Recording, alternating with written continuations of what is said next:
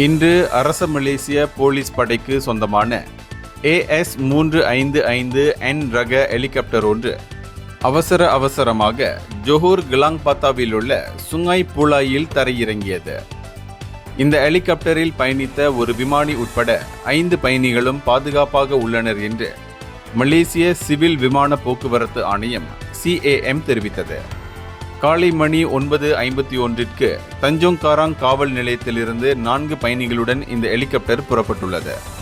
அது மட்டுமின்றி இதில் பயணித்த 5 கடல் போலீஸ் படையினரால் பாதுகாப்பாக மீட்கப்பட்டு ஜொஹூரில் உள்ள மலேசிய கடல் கண்காணிப்பு அமைப்பின் படகு துறைக்கு கொண்டு வரப்பட்டனர் என்றும் CAM வெளியிட்ட அறிக்கை ஒன்றில் தெரிவித்தது.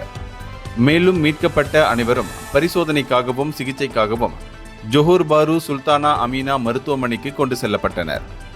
எனவேதான் இச்சம்பவம் குறித்து மலேசிய போக்குவரத்து அமைச்சின் கீழுள்ள வான் விபத்து விசாரணை குழுவினால் விசாரணை மேற்கொள்ளப்படுவதாக தெரிவிக்கப்பட்டுள்ளது. இந்தியர்களின் இதய குரல் மக்களோசை.